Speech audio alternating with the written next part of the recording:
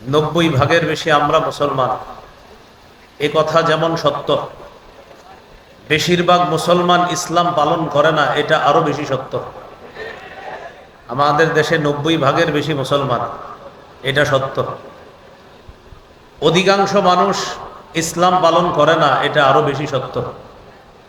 এর প্রমাণ এই সিরাত মাহফিল থেকে যাওয়ার সময় 10 জন মানুষকে পরীক্ষা করবেন। চুরি করলে চোর চুন্নির হাত কেটে দেওয়ার বিধান কোরআন দিয়েছে।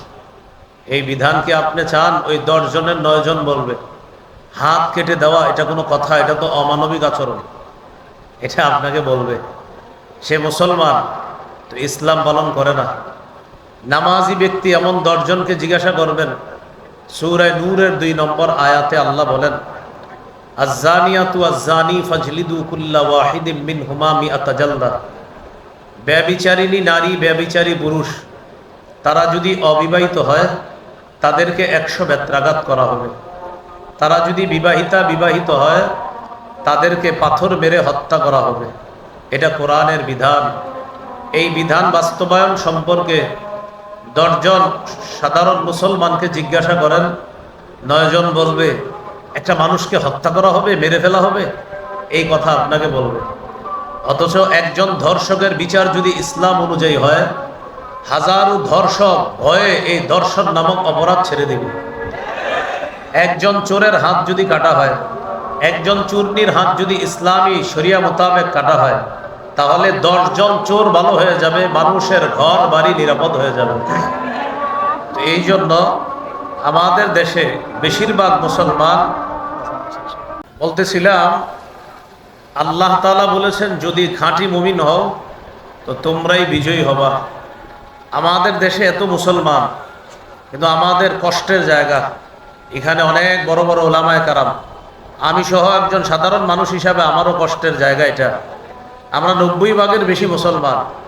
কষ্টের জায়গা হলো এদেশের আইন ইসলামী আইন না। এদেশের সংসদ, বিচার ব্যবস্থা, সব ব্যবস্থাপনা থাকবে ইসলাম অনুযায়ী, এটা একটা স্বাভাবিক বিষয়, কারণ 90 ভাগের বেশি মুসলমান। কিন্তু আমাদের দেশে সবচাইতে নির্যাতিত, নিপীড়িত যে বিষয়টা, সেটা হলো মুসলমান এদেশে সংখ্যাগরিষ্ঠ, এটা ঠিক, কিন্তু ইসলাম শব্দ নিয়ে কিছু করতে যাবেন, আপনি দেখবেন এটার ব্যাপারে এত কথাবার্তা হবে। একজন মুসলমানকে হত্যা করা হোক, 2-4 দিন আলোচনা হয়ে এরপর বন্ধ হয়ে যাবে। কিন্তু মুসলমান ছাড়া অন্য কোনো ধর্মের মানুষকে কিছু করা হোক, আমেরিকা সহ সারা পৃথিবীতে নাড়া পড়ে যাবে। অথচ আমাদের দেশে আমরা সংখ্যাগরিষ্ঠ, কিন্তু সংখ্যালঘুদের দাম বেশি। আপনি দেখেন, এটা একটা কষ্টের জায়গা। এত মুসলমান আমরা, আমাদেরকে নিয়ে কিছু হলে 2-4 দিন পরে সবাই ভুলে যায় এটা। অন্য ধর্মের কোনো কিছু হলে সারা পৃথিবী ভেবে আলোচনা হয়, এটা হওয়া দরকার, ওটা হওয়া দরকার। এখান থেকে বোঝা যায় আমাদের দেশের বেশিরভাগ মুসলমান, এ কথা যেমন সত্য, অধিকাংশ মুসলমান ইসলাম পালন করে না, এটা আরো বেশি সত্য। যার প্রমাণ মুসলমান কিছুদিন পরে দিবে। যদি মুসলমানরা এদেশে ইসলামী আইন চায়, তাহলে ইসলামী মূল্যবোধে বিশ্বাস করে এমন মানুষকে এদেশের নেতা বানাবে। কিন্তু আপনি দেখবেন এমন নেতা বানাবে না মুসলমান, এটা বানাবে না, মুসলমানই এটা বানাবে না। এই জন্য মুসলমান এটা আমরা দাবি করি, ইসলাম পালন করে না। আল্লাহ তাআলা বলেন, হে ঈমানদারগণ, তোমরা আল্লাহকে ভয় করো। ওয়াদারু মা বাকিয়া মিনার রিবা ইন কুনতুম মুমিনিন, যদি খাঁটি মুমিন হও সুদের কারবার ছেড়ে দাও। এখন খতিব সাহেব সুদের ওয়াজ করছে। এক মুসল্লি এসে কয়, হুজুর এত ইসলামের বয়ান করেন, ইসলাম কায়েম হচ্ছে না কেন? আপনি যে সুদ খান এই জন্য ইসলাম কায়েম হচ্ছে না। হুজুরে জুমায় বয়ান করছে, সূরা মাইদার 90, 91, 92 আয়াতের তাফসীর করতেছে। ইন্নামাল খামরু ওয়াল মাইসিরু ওয়াল আনসাবু ওয়াল আজলামু রিজসুম মিন আমালিশ শাইতান। মদ, জুয়া, দেব দেবী, ভাগ্য নির্ণয়ক সব, এগুলা শয়তানের কাজ, এগুলা নাপাক। ফাজতানিবু, এগুলা থেকে তোমরা বেঁচে থাকো, পরিহার করো। এখন হুজুরে ওয়াজ করার পর যারা জুয়ারি, এরা মসজিদ থেকে বের হওয়ার পরে বলে, হুজুরের সব ওয়াজ ঠিক আছে, আজকে এটা কি ওয়াজ করলো, এদের কারণে ইসলাম কায়েম হচ্ছে না, এটা হুজুরের দোষ দেয়। আসলে তো আপনার কারণে ইসলাম কায়েম হচ্ছে না, কারণ আপনি মুমিন। এই মুমিন হওয়ার পর আপনি জুয়া খেলবেন কেন? হুজুরে মদের বিরুদ্ধে বয়ান করছে, মদের ব্যাখ্যা দিয়ে বলতেছে মাদক দ্রব্য, ইয়াবা, বাবা, গাঁজা, হিরোইন, ফেন্সিডিল, আফিম, কানাডা ড্রাই, মাস্তুদ, শ্যাম্পেন, জাল ইত্যাদি যা আছে সব হারাম। এই বয়ান করার পর এগুলার মধ্যে যারা জড়িয়ে আছে এরা বলতেছে এদের কারণে ইসলাম কায়েম, খতিব সাহেবের দোষ দেয় সব না। আপনি প্রত্যেক অপরাধের মধ্যে জড়িয়ে আছেন। আমি আমারে খুব সুফি মানুষ বলি এমন না, আমি অসংখ্য অপরাধের মধ্যে জড়িয়ে, প্রত্যেকে বিভিন্ন অপরাধের মধ্যে জড়িয়ে থাকার কারণে ইমানের আলো নিভে গেছে। ইমান থাকে এখানে কলবের মধ্যে। একটা গুনাহ করলে কলবের উপর একটা দাগ পড়ে যায়, গুনাহ বাড়লে দাগ বাড়তে থাকে, দাগ বাড়তে বাড়তে পুরা কলবটা কালো দাগের নিচে, কালো আবরণের পিছনে ঢাকা পড়ে যায়। এখন একটু চিন্তা করেন, আমার ইমান কলবের মধ্যে আছে, আমি এত পরিমাণ পাপের মধ্যে জড়িয়ে আছি যে পাপের কারণে পুরা কলবটা পাপের অন্ধকারের মধ্যে নিমজ্জিত হয়ে আছে, আর ওই কলবের মধ্যে আমার ইমান। এই ইমান নিয়ে ইসলাম বিজয়, এটা কিভাবে সম্ভব হবে? এই জন্য আল্লাহ বললেন, যদি তোমরা খাঁটি মুমিন হও তাহলে তোমরাই বিজয়ী হবা। আমাদের প্রত্যেকের পকেটে পকেটে গুনাহের মাধ্যম, প্রত্যেকের পকেটে পকেটে গুনাহের মাধ্যম। আপনি নিজেকে জিজ্ঞাসা করেন 24 ঘন্টার কয়েক ঘন্টা আপনি গুনাহমুক্ত থাকতে পারতেছেন? হ্যাঁ, আমার মাথায় টুপি আছে, দাড়ি আছে, পাঞ্জাবি আছে, আমি কতটুকু সৎ আছি? এটা প্রত্যেকে নিজেকে জিজ্ঞাসা করা। এই জন্য আল্লাহ বলছেন, যদি খাঁটি মুমিন হও তোমরাই বিজয় হবা। খাঁটি মুমিন কিনা প্রত্যেকে জিজ্ঞাসা করেন। রাত 3টা 4টায় ফেসবুকে স্ট্যাটাস দিছে, ইসলাম এভাবে কায়েম হবে, রূপরেখা শিখাইয়া দিছে। এটা দেওয়ার পর বন্ধুদের কাছে বিদায় নিছে, dear friends, see you tomorrow, আগামীকাল দেখা হবে বন্ধুরা। স্ট্যাটাস দিয়ে ঘুমায়া গেছে। পরের দিন 10টায় উঠছে, ওঠার পর একজন বলতেছে, আপনার গতকাল কি ইসলাম নিয়ে লেখাটা সেই হয়েছে, আপনি মাদ্রাসায় না পড়েও যে লেখা দিয়েছেন ইসলাম নিয়ে ফাটাফাটি হয়েছে। তারপর আপনার চোখ এখনো ঘুম ঘুম ভাব, আর বইল না, পেরেশানিতে গতকাল রাতে যখন ঘুমাইছি আর টেরি পাইনে কখন উঠলাম, ফজর পড়ছিনি, আহা পেরেশানির কারণে ফজরও পড়ি নাই, উনি ইসলামী রূপরেখা লেখা ঘুমাইছে। এই জন্য আপনি প্রত্যেককে জিজ্ঞাসা করেন, প্রত্যেকে দেখবেন আমার কারণে দেশে ইসলামী হুকুমত কায়েম হচ্ছে না। প্রত্যেকেই অপরাধী এটার জন্য। না, আমরা 90% বেশি মুসলমান, আমাদের দেশে ইসলাম থাকবে না কেন? এই জন্য এই পরিস্থিতি থেকে উত্তরণের কি উপায়? আমি 17টা উপায় বলছি, মন দিয়ে শোনেন, সময় বেশি নেই। 1 নম্বর উপায়, ইমানি শক্তি অর্জন করা। ইমানি শক্তির সাথে আল্লাহর ওয়াদা আছে, সংখ্যা কম বেশির সাথে এটা কোনো ব্যাপার না। ইমানি শক্তি মজবুতির সাথে আল্লাহর ওয়াদা, আর আল্লাহর নিয়মে কোনো পরিবর্তন পাবেন না। সূরা ফাতিরের 43 নম্বর আয়াত, আল্লাহ বলেন, ফালান তাজিদা লিসুন্নাতিল্লাহি তাবদীলা। আল্লাহর নিয়মে তুমি কোনো পরিবর্তন পাবে না। ওয়ালান তাজিদা লিসুন্নাতিল্লাহি তাহওয়িলা। আল্লাহর নিয়মের মধ্যে তুমি কিছুতেই কোনো ভিন্নতা খুঁজে পাবা না।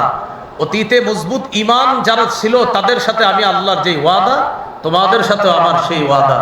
এই জন্যই তো 313 জন, মাত্র 70টা ওট, 2টা ঘোড়া, 8টা তরবারি, এই 313 জনকে সশস্ত্র 1000-এর বিরুদ্ধে আল্লাহ বিজয় দান করছে। 60 জনের বিরুদ্ধে আল্লাহ পাক রব্বুল আলামিন 60 জনকে 60,000-এর বিরুদ্ধে বিজয় দান করছে। এটা ইমানের কারণে। 2 পারা 20 নম্বর 20টা আছে, কাম মিন ফিআতিন কালিলাতিন গালাবাত ফিআতান কাসীরাতাম বিইজনিল্লাহ। বাদশা তালুত বাহিনী যখন দেখলো তাদের সংখ্যা কম, তখন তাদের একদল বলল, লা তাকাতা লানাল ইয়াউমা বিজালুতা ওয়া জুনুদি। আজকে জালুত বাহিনী, তাদের সাথে আমরা পারবো না। তখন মুমিনরা বলল, কোনো সমস্যা নাই, কত ছোট দল আল্লাহর হুকুমে কত বড় দলকে হারায়া দেয়। আমাদের ইমান যদি মজবুত থাকে, আমাদের দল ছোট যদি হয়, বড় দলকে হারিয়ে দিবে।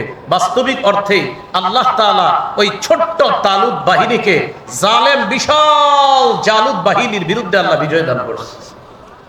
এখান থেকে বোঝা যায় ইমানি শক্তি, এটার সাথে আল্লাহর ওয়াদা।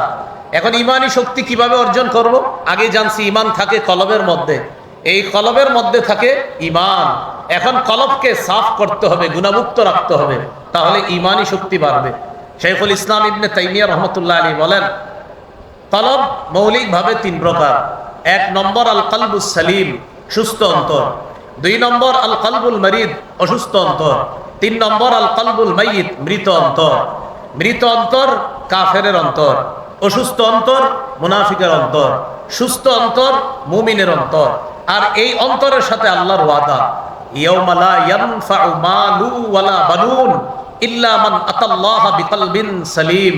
সেদিন সম্পদ, সন্তান কোনো কাজে আসবে না। যে ব্যক্তি সুস্থ কলব নিয়ে আল্লাহর কাছে যাবে, সেই কাজে আসবে ওই সুস্থ কলবওয়ালা মুমিনকে আল্লাহ জান্নাত দান করবেন। এই জন্য কলবে সালিম অর্জন করা। তো কলবে সালিমের মধ্যে আপনার ইমান নিরাপদ, ইমান সেখানে পাওয়ার ওয়ালা হবে, যে কলবটা সালিম হবে, গুনাহমুক্ত হবে, ওই কলমের মধ্যে ইমানের আলো থাকবে বেশি। 1 নাম্বার উপায় ইমানি শক্তি অর্জন করা। 2 নাম্বার উপায় ইসলামে পরিপূর্ণ রূপে প্রবেশ করা। সূরা বাকারা 208 নম্বর আয়াতে আল্লাহ বলেন, ইয়া আইয়ুহাল্লাযীনা আমানু দুখুলু ফিস সিলমি কাফা। প্রিয় মুসলমান ভাইয়ারা, প্রিয় মাদ্রাসার ছাত্র ভাইয়ারা, এই আয়াতের অনুবাদটার মধ্যেই শুধু সীমাবদ্ধ না থেকে আয়াতটি নিয়ে ভাবা দরকার। আল্লাহ বললেন, হে ঈমানদারগণ, তোমরা ইসলামে পরিপূর্ণ রূপে প্রবেশ করো। এটা অনুবাদ। আল্লাহ ডাকলেন কাদেরকে দেখেন, হে ঈমানদারগণ, ইসলামে পরিপূর্ণ রূপে প্রবেশ করো। আমি বললাম লা ইলাহা ইল্লাল্লাহ, তা আমি ঈমানদার। আল্লাহ আমাকে ডেকে বলতেছে ইসলামে পরিপূর্ণ প্রবেশ করো।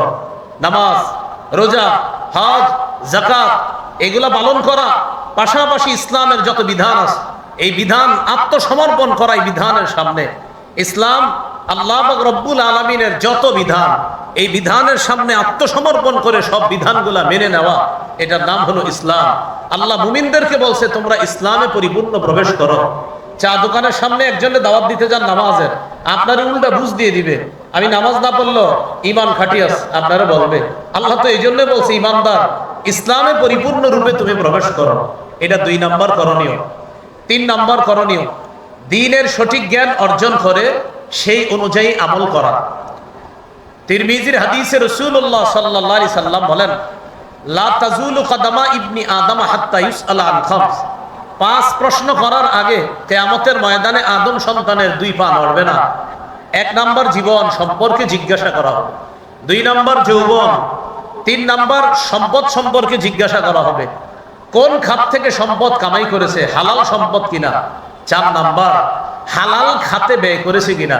5 নাম্বার বিমা যা আমিলা ফিমা আলিমা, যা জেনেছে জানা অনুযায়ী আমল করেছে কিনা। সঠিক জ্ঞান অর্জন করে সে অনুযায়ী আমল করা, এটা 3 নাম্বার। আল্লাহকে সেজদা করা, এটা বিশুদ্ধ জ্ঞান। আল্লাহকে আপনি সারা বছর সেজদা করে আরেক জায়গায় গিয়ে আপনি অন্য কাউকে সেজদা দেওয়া, এটা দ্বীন সম্পর্কে অজ্ঞতা। রাসূলুল্লাহ সাল্লাল্লাহু আলাইহি সাল্লামের সিরাত জেনে সেই অনুযায়ী নবীকে ভালোবাসা, এটা দ্বীন সম্পর্কে সঠিক জ্ঞান। আর নবীর সাহাবায়ে কেরামের তরিকার বিপরীতে গিয়ে আল্লাহ রাসূলকে ভালোবাসার চেষ্টা করা, এটা দ্বীন সম্পর্কে অজ্ঞতা, এটার নাম বেদাত, এটার ঠিকানা হবে জাহান্নাম। পদ্ধতি ঠিক থাকতে হবে, রাসূল সাল্লাল্লাহু আলাইহি সাল্লামকে ভালোবাসতে হবে তার শিখানো পদ্ধতি অনুযায়ী, আমাদের কোনো আবিষ্কৃত পদ্ধতি অনুযায়ী না। আল্লাহর নবী যা বলেছেন সেটা মেনে নেওয়ার নাম দ্বীন সম্পর্কে সঠিক জ্ঞান। নবী যা করতে বলেন নাই সেটা করার নাম দ্বীন সম্পর্কে অজ্ঞতা। আল্লাহ আমাদেরকে দ্বীন সম্পর্কে সঠিক জ্ঞান অর্জন করে সে অনুযায়ী আমল করার তৌফিক দান করেন।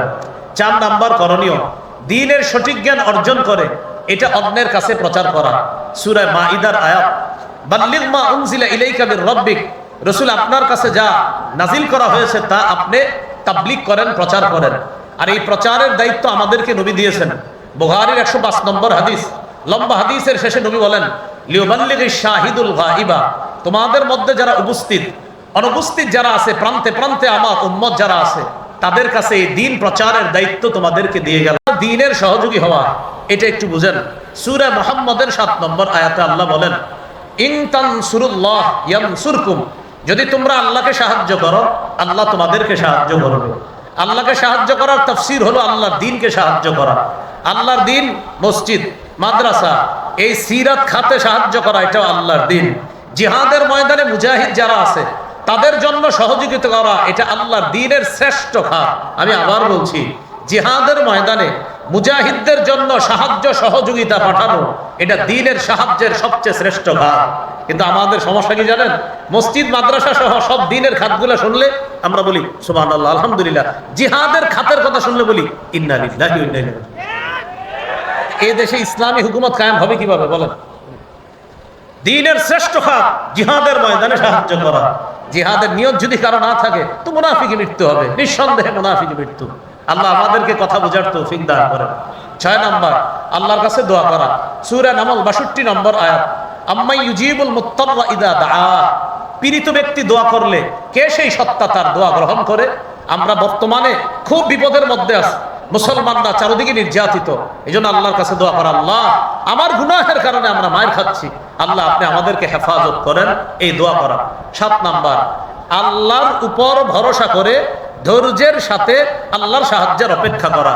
রাসূলুল্লাহ সাল্লাল্লাহু আলাইহি সাল্লাম বলেন, ইআলাম আন্না নাসরা মা'আস সাবরি, জেনে রাখো ধৈর্যের সাথেই সাহায্য, জেনে রাখো ধৈর্যের সাথেই সাহায্য। সূরা আলে ইমরান 159 নম্বর আয়াতে আল্লাহ বলেন, ওয়া আলাল্লাহি ফাল্যাতাওয়াক্কালিল মুমিনুন। এখানে আল্লাহ এটাও বলেছেন ফাতাওয়াক্কাল আলাল্লাহ, আল্লাহর উপর ভরসা করেন। পরের আয়াতে বলছে ওয়া আলাল্লাহি ফাল্যাতাওয়াক্কালিল মুমিনুন, মুমিনদের উচিত আল্লাহর উপর ভরসা করা। 8 নাম্বারটা গুরুত্বপূর্ণ, ঈমানি ভ্রাতৃত্ব আরো বাড়ানো, ঈমানি ভ্রাতৃত্ব বাড়ানো। সূরা হুজুরাতের 10 নম্বর আয়াতে আল্লাহ বলেন, ইন্নামাল মুমিনুনা ইখওয়া, মুমিন পরস্পর ভাই ভাই, আমরা কাজে কর্মে নাই নাই। এটা হবে না। আর আমাদের দেশের কথা আমি বলছি, আপনি মুমিন ভাই একটু এগিয়ে যান, আপনার পিছনে 10 জন টাইনা ধরবে আপনার পিছনে, না না না না থামো, তো কোথায় আপনি আমার ভাই হলেন? এটা হলো 8 নম্বর করণীয়। 9 নম্বর করণীয়, ঝগড়া বিবাদ কমিয়ে পারস্পরিক মহব্বত বাড়ানো। সূরা আনফালের 46 নম্বর আয়াত, 10 পারা 2 নম্বর পৃষ্ঠা শুরুতে আছে, ওয়াতিউল্লাহ ওয়া রাসূলা ওয়ালা তানাযাউ ফাতাফশালু ওয়া তাযহাবা রিহুকুম। আল্লাহর আনুগত্য করো, রাসূলের আনুগত্য করো, পরস্পর ঝগড়া করো না। যদি ঝগড়া করো তোমরা দুর্বল হয়ে পড়বে, তোমাদের শক্তি খর্ব হবে। এদিক তাকান, আমি তিনি আমরা 4 জন মিলে একদল ছিলাম, শক্তি বেশি না কম? বেশি। 4 জনে সকালে ঝগড়া হয়েছে, বিকালে আলাদা হয়ে গেছি, শক্তি কি কমলো না বাড়লো? কমে গেল। এই জন্য ইদানিংকালে ফেসবুকে কিছু ছবি দেয়, সকালে পাখা চোখের শীতলতা, ঐক্য হয়েই গেল, বিকালে আবার শুনি চোখের বিশালতা হয়ে গেছে। আবার সকালবেলা চোখের শীতলতা, সেখানে চোখের বিকালবেলা আবার চোখের বিষাক্ততার কারণ হয়ে যাচ্ছে। তো কেন এমন হচ্ছে কেন? এটা হলো 9 নাম্বার, পারস্পরিক ঝগড়া বিবাদ কমিয়ে আন্তরিকতা বাড়ানো, এটা বাড়াতে হবে। 10 নাম্বার, এখানে একটু কথা বলছি আন্তরিকতার বিষয়ে। মুসলমানদের শক্তির মূলে ছিল একতা, এই একতা নষ্ট করেছে আব্দুল্লাহ ইবনে সাবা। ইয়ামানে তার জন্ম, মদিনায় আসছে, সেখান থেকে গেছে বসরা, বসরা থেকে গেছে কুফা, কুফা থেকে গেছে দামেস্কে, দামেস্ক থেকে গেছে মিশরে। এই 6 এলাকা ব্যবহার করে মুসলমানদের একতা নষ্ট করার পিছনে যে ভূমিকা রেখেছে তার নাম আব্দুল্লাহ ইবনে সাবা। 35 হিজরির 17 অথবা 18 জিলহজ হযরত উসমানকে শহীদ করার মাধ্যমে মুসলমানদের একতা নষ্ট করে দেয় যে ব্যক্তি, তার নাম আব্দুল্লাহ ইবনে সাবা। এই একতা ফিরিয়ে আনতে হবে, এটা 9 নাম্বার। 10 নাম্বার করণীয়, পৃথিবীর কোথাও আমার একজন মুসলমান ভাই আক্রান্ত হলে আমি আপনি আক্রান্ত হওয়া। কিন্তু বিশ্বাস করেন, আমাদের দেশের অনেক মুসলমানকে গিয়ে বলেন, ভাই গাজার শিশুরা না খেয়ে মরে, তো হ্যাঁ বললে আমার কি? আপনি খোঁজ নেন, হ্যাঁ হ্যাঁ বললে আমার কি বলতেছে, অথচ সে আমার দেহ, তিনি আমার দেহ, আমি তার দেহ। রাসূলুল্লাহ সাল্লাল্লাহু আলাইহি সাল্লাম বলেন, আল মুসলিমুনা কা জাসাদিন ওয়াহিদ, সারা পৃথিবীর সব মুসলমান এক দেহ। আফ্রিকা, বেলুচিস্তান, কাজাখস্তান, কাশগর, কাশ্মীর, ফিলিস্তিন, শিশান, আফগানিস্তান, গাজা, কোথাও একজন মুসলমান আক্রান্ত হলে আমি আপনি যদি আক্রান্ত হই, তাহলে আমি আপনি মুসলমান। আর যদি আমার আপনার ব্যথা না হয়, বুঝতে হবে আমার ঈমানের মধ্যে দুর্বলতা আছে। এটা 10 নাম্বার। 11 নাম্বার, নির্যাতিত মুসলমানদের জন্য সহযোগিতার ব্যবস্থা করা। আলহামদুলিল্লাহ, আমাদের ঢাকার উলামায়ে কেরাম সারা দেশ থেকে ফান্ড কালেকশন করে ফিলিস্তিনের গাজাবাসীর উদ্দেশ্যে তারা পাঠাচ্ছে, এটা অনেক প্রশংসনীয় একটা উদ্যোগ। 12 নাম্বার, মুসলমানদের আমাদের সবাই মিলেমিশে জুলুমের বিরুদ্ধে বজ্র আওয়াজ উঠানো। আমি আবার বলছি, জুলুমের বিরুদ্ধে বজ্র আওয়াজ উঠানো, এটার দায়িত্ব সবার। শাইখুল হাদিস মাওলানা মোহাম্মদ মামুনুল হক, মুফতি সাখাওয়াত হোসেন রাজি, আমার উস্তাদ হাফিজাহুল্লাহ, আর সৈয়দ মোহাম্মদ ফয়জুল করিম, ওনাদের 3 জনের শুধু দায়িত্ব না জুলুমের বিরুদ্ধে বলা, প্রত্যেকটা মুসলমান একা একাও জুলুমের বিরুদ্ধে বলতে হবে। আমরা শুধু তাদেরকে বিপদে ফেলাই দায়িত্ব দিয়ে, আর আমরা সবাই বলি ওনারা বললে বলুক, আমগো কি না। ওনাদের যেমন জুলুমের বিরুদ্ধে বলার দায়িত্ব, আমার আপনার প্রতিটা খতিব ইমাম, প্রতিটা আলেম ওলামা, প্রতিটা মুসলমানের দায়িত্ব পাশের জালেমের জুলুমের বিরুদ্ধে কথা বলা। সূরা হুদের 113 নম্বর আয়াতে আল্লাহ বলেন, ওয়ালা তারকানু ইলাল্লাযীনা যালামু, তোমরা জালেমদের প্রতি ঝুঁকে পড়ো না, অনুরুক্ত হয়ে পড়ো না। এই আয়াতের ছোট্ট একটা ব্যাখ্যা হলো, আমার সাথে একটু বলেন, ওলামারা বলা দরকার নাই, শুধু ছাত্ররা বলেন, জালেমের 2-4টা ভালো কাজ দেখে তাকে প্রশংসার বন্যায় ভাসিয়ে দিও না। হ্যাঁ, জালেমের 2-4টা ভালো কাজ দেখে হাজারো জুলুমের কথা ভুলে গিয়ে তাকে প্রশংসার বন্যায় ভাসানো যাবে না। উন্নতি আর উন্নতি, জুলুমের কথা কে বলবে? এজন্য জালেমের 2-4টা ভালো কাজ দেখে তাকে প্রশংসার বন্যায় ভাসিয়ে দেওয়া যাবে না। এটা 12 নাম্বার। 13 নাম্বার, মুসলমান বিলাসী জীবন বর্জন করতে হবে। মুমিনকে দেখলেই মনে হতে হবে সে আল্লাহর বিধান বাস্তবায়ন করার জন্য পেরেশান, আল্লাহর দিন কায়েমের জন্য সে 24টা ঘন্টা আল্লাহর কোনো না কোনো কাজে সে পেরেশান, দেখলেই মনে হতে হবে। বিলাসী জীবন ছাড়তে হবে। তিরমিজির হাদিস 2320 নম্বর হাদিস, লাউ কানাতিদ দুনিয়া তা'দিলু ইনদাল্লাহি জানাহা বাউদা মা সাকা মিনহা কাফিরান ওয়া ফি রিওয়ায়া মা সাকা কাফিরান মিনহা শারবাতা মা। এই পৃথিবীর মূল্য আল্লাহর কাছে যদি একটা মাছির ডানা পরিমাণ হতো, কোন কাফেরকে আল্লাহ এক ঢুক পানি পান করতে দিতেন না। 14 নাম্বার, এটা একটু আমার সাথে বলেন, বলেন অধিকার আদায়ের লড়াই অব্যাহত রাখা। বলেন মুসলমানদের অধিকার আদায়ের লড়াইয়ের নাম জিহাদ। আবার বলেন অধিকার আদায়ের লড়াইয়ের নাম কি? আর জিহাদ। এটা 14 নাম্বার। 13 বিলাসী জীবন বর্জন করা। 14 অধিকার আদায়ের লড়াই অব্যাহত রাখা। প্রত্যেকে নিয়ত করবেন, এদেশের বিজ্ঞ মুফতি সাহেবরা কখনো জিহাদের ফতোয়া যদি দেয় তো ইনশাল্লাহ আমি রাজি আছি জিহাদের জন্য। এই নিয়ত থাকতে হবে প্রত্যেকের। হ্যাঁ, শর্ত আছে, এদেশের বিজ্ঞ মুফতি সাহেবরা ফতোয়া দিতে হবে। আপনি একা একা কালকে গিয়ে আবার কিন্তু করলে হবে না, বিজ্ঞ মুফতি সাহেবদের ফতোয়া লাগবে। 14 নাম্বার। 15 নাম্বার, একজন আদর্শ যোগ্য শাসক নির্বাচন করা। 4 কাজের যোগ্যতা রাখে আর মৌলিক 10 গুণে গুণান্বিত একজন শাসকের জন্য প্রতিদিন 4 রাকাত নামাজ পড়বেন। আমি এটা আপনাদের কাছে আবদার। 2 রাকাত পরে দোয়া করবেন আল্লাহ কিয়ামতের আগে এদেশের জন্য আর নারী শাসক না হয়। দ্বিতীয় 2 রাকাত পরে দোয়া করবেন আল্লাহ 4 কাজের যোগ্যতা রাখে আর 10 গুণে গুণান্বিত একজন আদর্শ শাসক আমাদের দেশে আপনি ব্যবস্থা করে দেন। এই 2টা দোয়া করা। এটা হলো 15 নাম্বার। 16 নাম্বার, শুরা ব্যবস্থার গুরুত্ব মসজিদ ভিত্তিক বাড়াতে হবে। শুরা ভিত্তিক আপনার সমাজ ব্যবস্থার কি উপকারিতা, এটা মসজিদ ভিত্তিক আলোচনা করতে হবে। আমাদের নবীর মদিনার রাষ্ট্র গঠন যে করেছেন, এই রাষ্ট্র গঠনের অন্যতম একটা হলো শুরা ব্যবস্থা। এই শুরা ব্যবস্থার গুরুত্ব, প্রয়োজনীয়তা, ফজিলত জাতির সামনে ওলামায়ে হযরত প্রত্যেকে আলাদা আলাদা মসজিদ থেকে বোঝাতে হবে।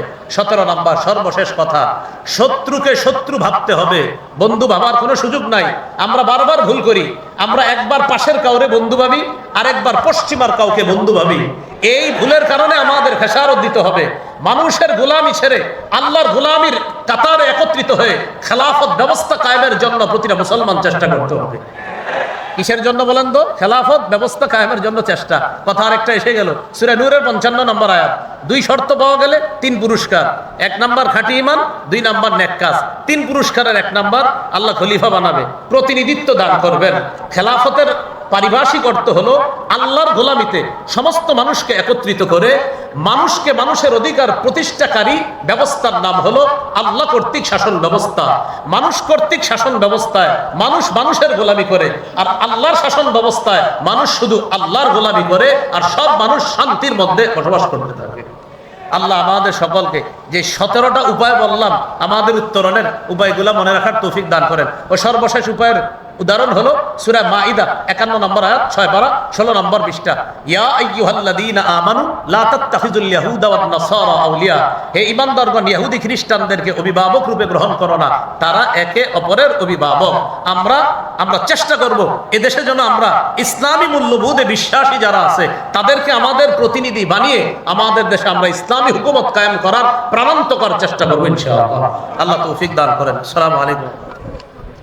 আলহামদুলিল্লাহ, সকলে বলি মাশাআল্লাহ।